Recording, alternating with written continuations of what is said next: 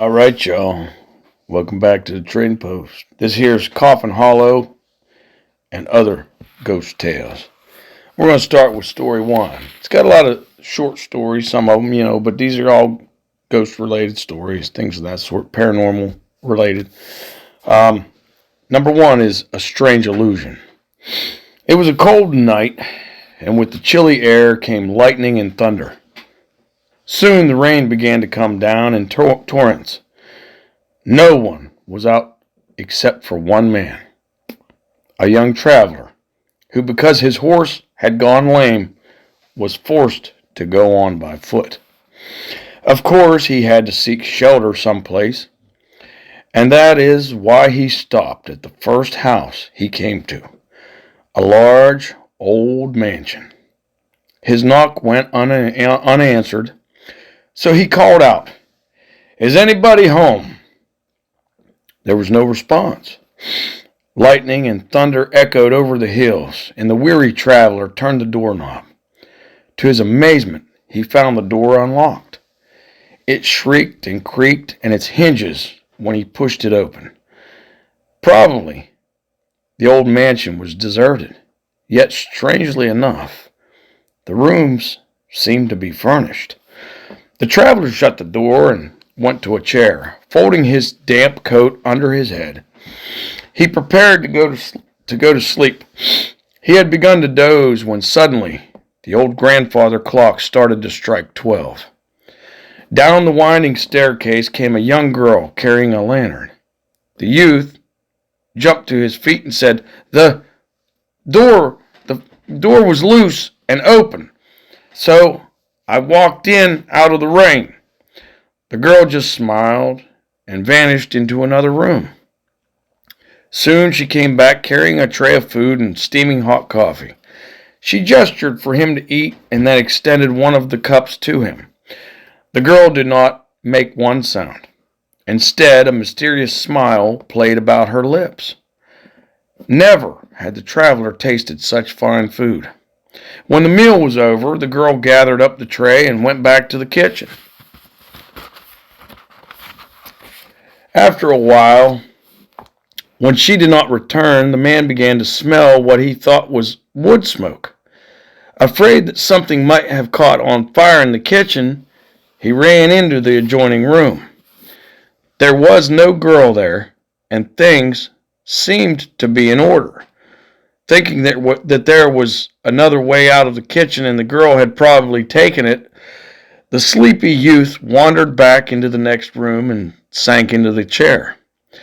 Not another thought came to his mind, and soon he was asleep. Before he knew it, morning came. Birds twittered outside the window. A tray of fresh food was before him. When he looked up, there stood the smiling girl. Probably she was a deaf mute, he thought, as she never spoke. The traveler thanked her for the food and shelter, finished eating, and said good day to the girl, telling her to look him up if she ever needed a favor. As he entered the outskirts of the town, he was met by a mob, who led him off to the sheriff's office. It seemed that an old man had been beaten very seriously during the night. Everyone in town was pointing an accusing finger at any stranger who arrived. So far, all suspects were able to justify their whereabouts. Could the traveler?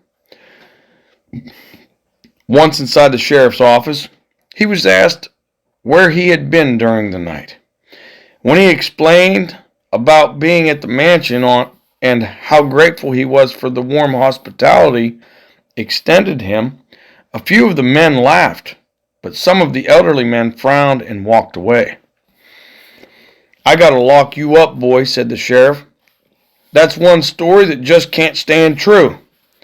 The old Cathcart mansion was the only one near here, and it burned down 5 years ago. There was nothing to do except to lock the traveler up in jail." After the morning hours dragged into mid-afternoon and the earlier confusion had died down, the young traveler had time to think. "Sheriff, why don't you and I drive out there and take a look at the place where I stayed? Maybe it could prove my innocence."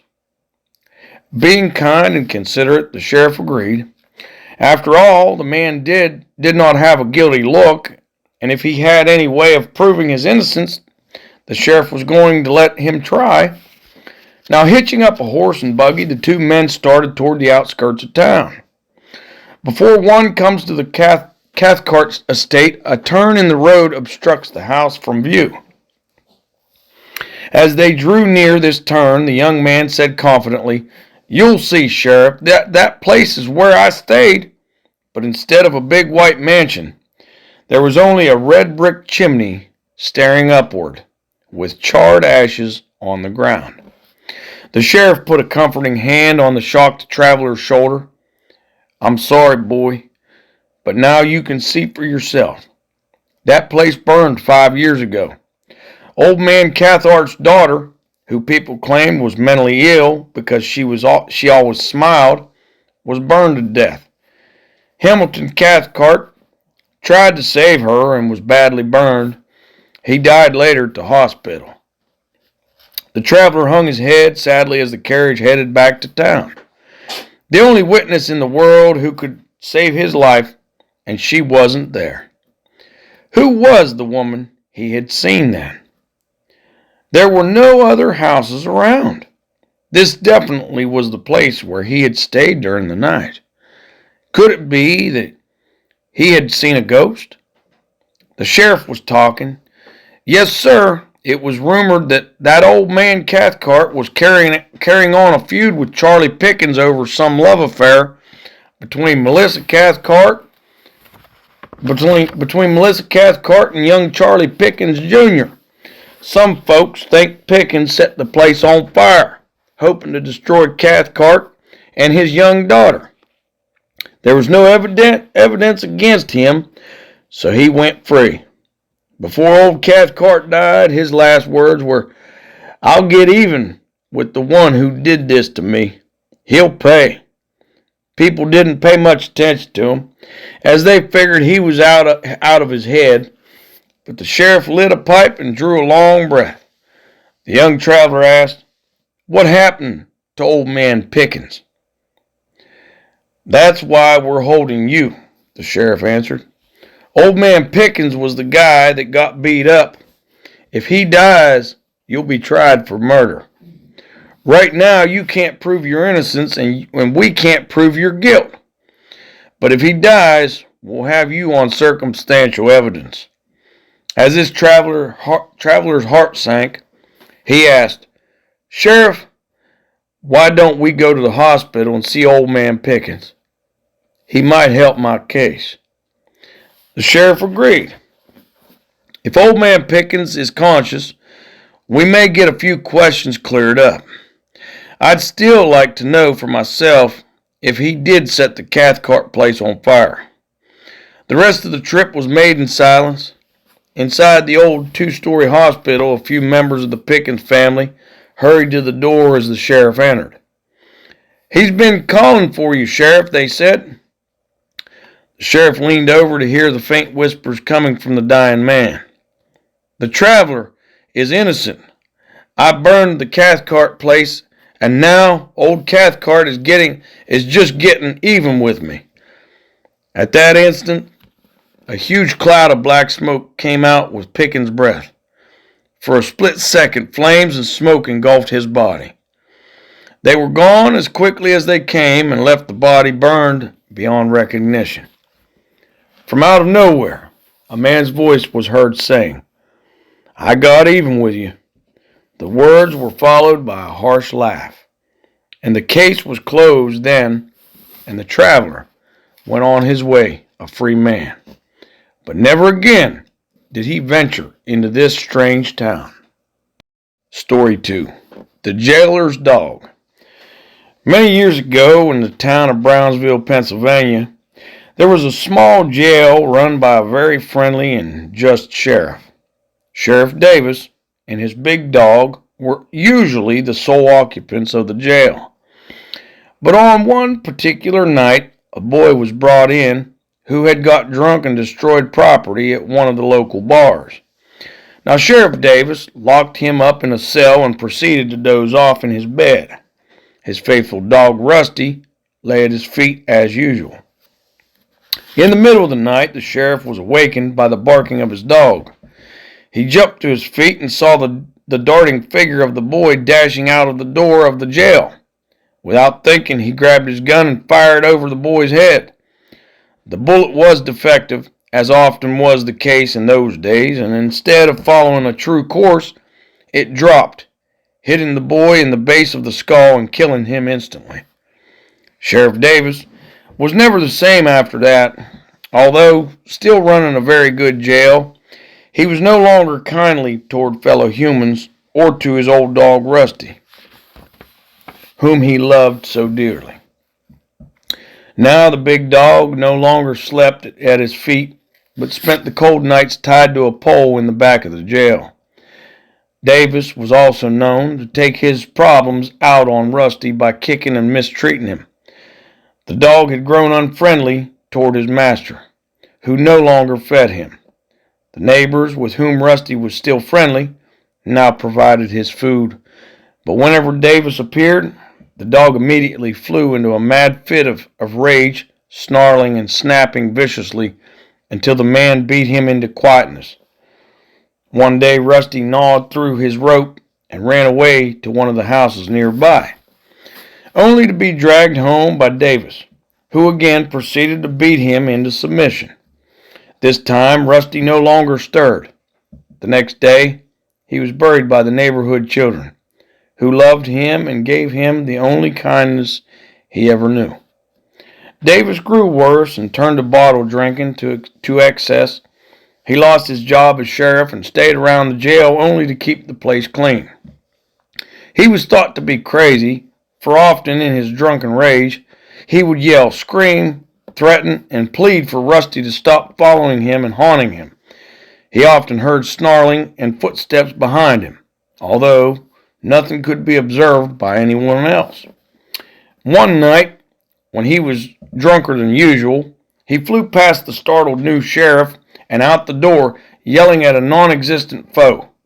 He was found the next day lying beside the post to which Rusty used to be tied, with his throat completely ripped out. About the ground were the footprints of a large dog. Now the sheriff had heard the howling of a dog or wolf the preceding night, but had thought little about it. No dogs or wolves were ever found in the area.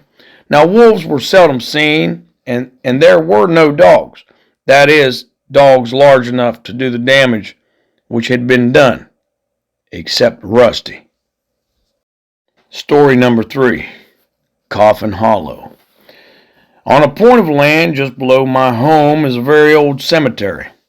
This cemetery contains the graves of some Civil War soldiers who died during the Jones raid. It is said that one of these soldiers was killed after being captured by the Yanks. This gallant Confederate soldier fought long and hard before being shot in the leg by some unidentified traitor.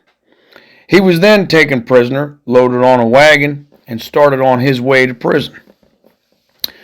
Now a certain Yankee captain had seen his brother shot down by this soldier and hated him for it. He set out in pursuit of the wagon, caught up with it, and like the lowly Yankee dog that he was, placed a bullet through the rebel's head, killing him instantly. The Reb was buried in the cemetery previously mentioned and was forgotten. Now some years later, however, the Yankee captain moved to Monongah and began courting a girl from Watson. To get to this girl's house, he had to ride past the cemetery where the soldier was buried. On the first night that he passed the grave, he heard a loud rumble and then that blood-curdling rebel yell. Looking up toward the cemetery, he saw the soldier he had killed, seated atop his coffin, riding it over the hill toward him. The ex-captain gave a scream, wheeled his horse around, and ran for home.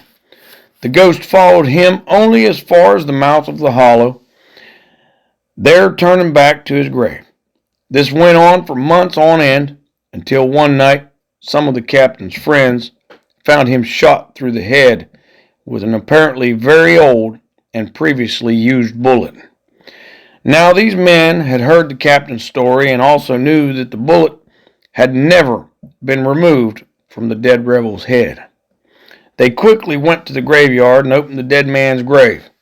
They found there to their horror, that the bullet was gone from the Reb's head, and in his hand was a still smoking revolver. From that time on, the wild rebel scream has never again echoed through the hollow, nor has the dead soldier ridden his coffin over the hill. However, to this day, the hollow where this took place is still called Coffin Hollow, and I can still show you the grave of the dead rebel. All right, here's story number 4. Earl Booth's Pot of Gold.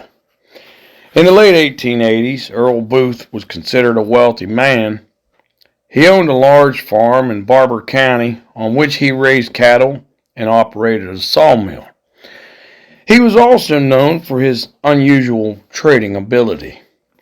Through his enterprises, he accumulated a small fortune, but instead of putting his money in the local bank, he buried it at several locations on his farm. It was well known in the community that Booth did not trust banks and would not deposit any of his earnings with them. Now, 2 strangers were traveling through the community, and when they stopped at the general store for supplies, they overheard a conversation about Booth's hidden money. After leaving the store, they made plans to go to the farm and torture the man until he told them where his fortune was buried. They waited until he was asleep, and after entering through a window on the opposite side of the house, slipped into his bedroom and awakened him. When they threatened his life, he told them where some of his money was buried, and while one man watched him, the other found a shovel and went to look for the treasure. Now, after digging a shallow hole, he uncovered a small chest of silver and gold coins. When the man returned to the house, the 2 talked the matter over and decided they had been tricked. Booth refused to tell where the larger portion of his fortune was buried, and the 2 beat him to death. But before dying, he placed a curse on the 2 men and said that he would return as a ghost to protect his fortune. Fearing they would be caught, the 2 left the community, planning to return and find the rest of the money. Now, 3 years later, they came back to the Booth farm during the night and set up a camp in the forest near the farmhouse. Now, the next day, they started to look for the rest of the fortune. While digging under a large rock, one of the men was killed when the weight of the rock shifted and crushed him to death.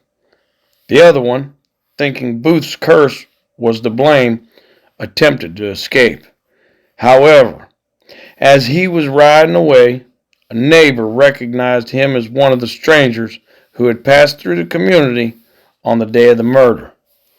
After some questioning, he admitted helping beat Booth to death. Although he had confessed the murder, he never stood trial. Now, 2 days later, he was found dead in his cell. Apparently, he had died of heart failure. He looked as though he had been frightened to death during the night. No one has ever been able to locate Earl Booth's fortune. Some people believe Booth's ghost is still guarding the gold, which will remain buried forever on his old farm. Story number 5. Revenge of an Oil Worker. Now, in the early 1900s, the oil fields around Smithfield were booming, and men of all types gathered there to work at the oil wells. While pitching hay one day, the son of a farmer fell on his pitchfork and was killed. A worker from one of the oil derricks came upon the boy, pulled the pitchfork out of his chest, and was standing over him with the pitchfork in his hand when 4 men came along and saw him. Not knowing what had happened, they accused the oil worker of murdering the boy. They had had a few drinks, and since they were a hot-headed group and good friends of the boy's father, they decided to take justice into their own hands. One of the men got a rope and threw it over the limb of a nearby tree while the others dragged the protesting innocent oil worker over the tree. They slipped the noose over the man's head and around his neck and asked him if there were any last words he wished to speak. He spit in their faces and said that he would see to it that they would all die in the same way he did within 13 days.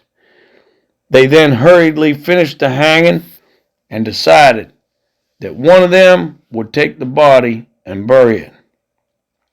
Jones was the unlucky one, and when the others left, he loaded the body onto a wagon and started for the woods. Now, along this road was a steep embankment about 20 feet high. Somehow, Jones's horse turned the wagon over, flipping Jones out and down over the hill, where his neck was caught by two branches of a tree, and he was killed. When his body was found, there wasn't much thought of the incident, nor was the body of the oil worker found. Now, 3 days afterward, a second of the four men was found hanging from the haymow of his barn, where he had seemingly tripped on a clean floor and had fallen onto a rope he had used to haul things up into the loft. Now, the other two men were getting jittery and began to suspect that the oil worker's prediction was coming true, and to wonder who would be the next. They didn't have to wait long to find out, because the third man was found hanging by the neck between two of the steel cross pieces of an oil derrick 9 days after the last accident. The next night, which, if you have counted correctly, makes 13 days from the hanging of the oil worker, the last of the four men was found hanging from a rafter in his kitchen, where he had committed suicide for an unknown reason. It may have been coincidence, but all four men died just as the innocent oil worker said they would. All right, story number 6, the shoe mystery. Edward S. Shue was convicted in the Greenbrier County Circuit Court at Lewisburg, West Virginia, in June of 1897 for the slaying of his young wife. Now, the evidence was entirely circumstantial and was dreamed by Miss Shue's elderly mother, who was sleeping in her home 14 miles away from the scene of the killing, on the other side of Sewell Mountain. In 4 separate dreams, Miss Heaster's daughter rose from the grave and described how her husband had murdered her.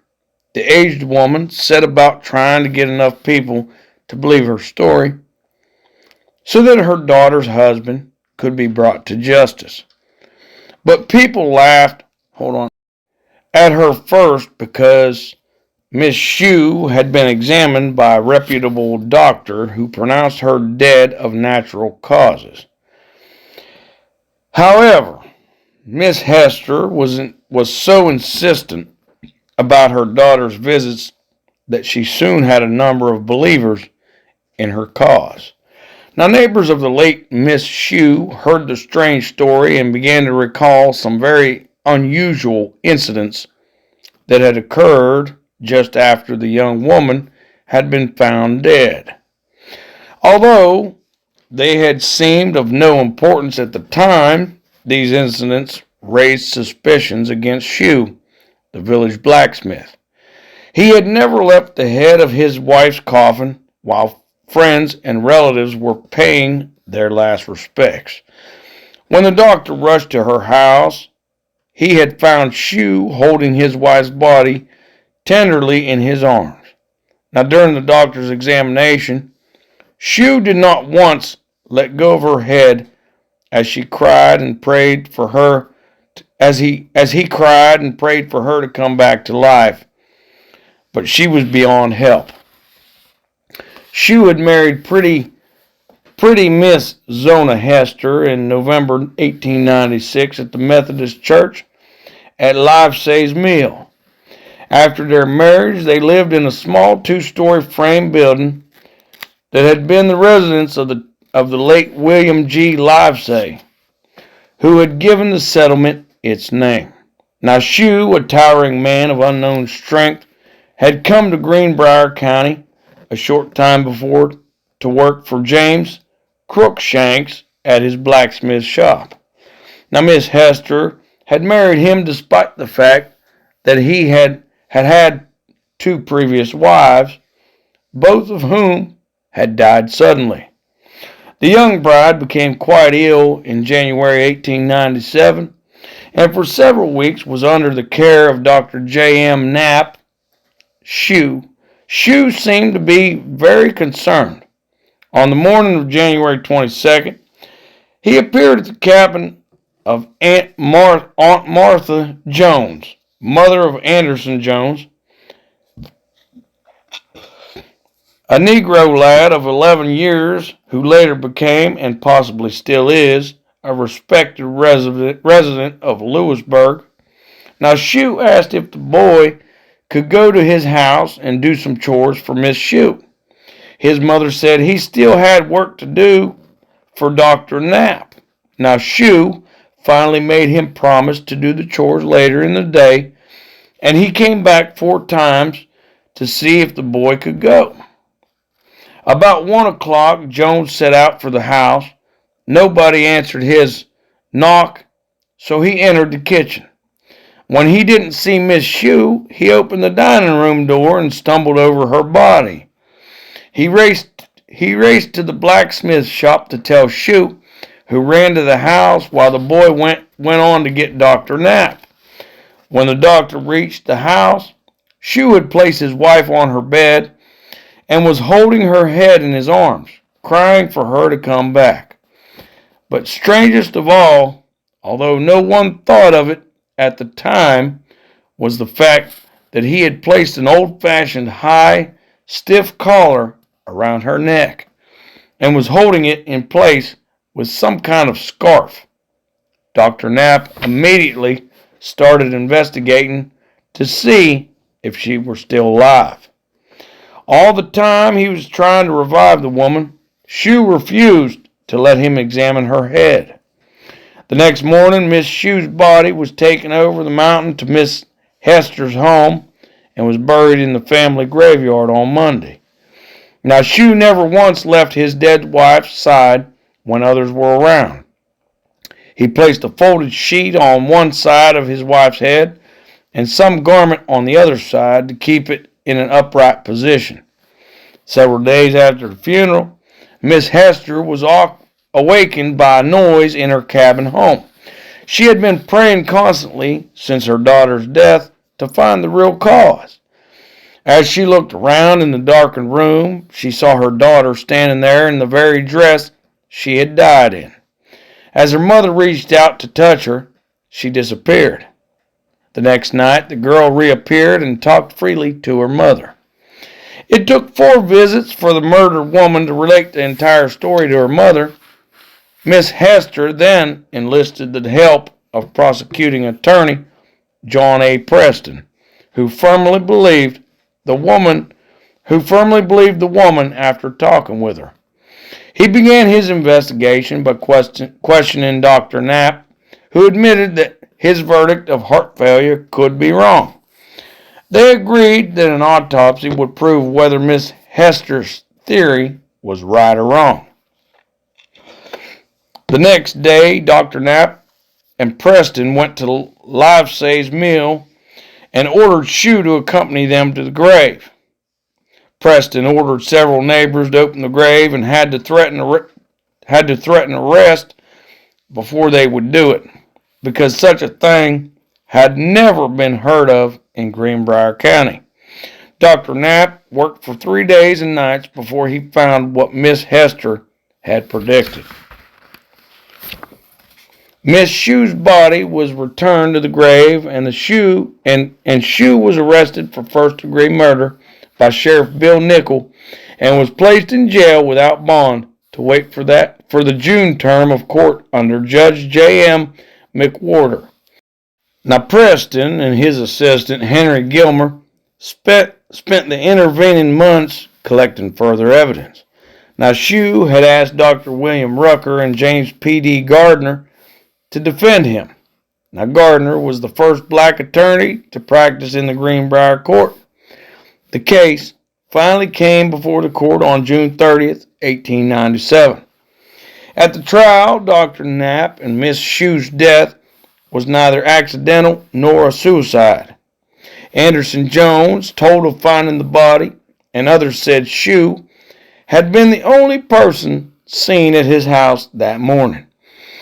Still others told how he had dressed her with a stiff collar, a large veil, several times folded, and a large bow under the chin.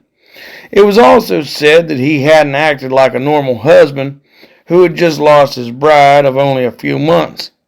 Miss Hester's evidence proved so interesting that Thomas H. Dennis, the editor of the Greenbrier Independent at Lewisburg, printed her entire testimony, something practically unheard of in the daily newspapers of that day. Miss Hester related to the jury the reason her daughter had given for Shue's action. He had become so angry because his wife had no meat cooked for supper that he had squeezed her neck off at the first joint.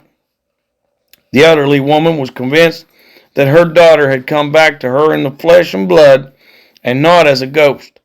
She was in the dress she had been killed in, and as she was leaving from one of her visits, she turned her head completely around to prove that her neck was disjointed. Miss Hester said that these 4 visits were not dreams, that she was not superstitious, and that she believed in the scriptures. She also said that she had touched the girl to see if people came back from their coffins.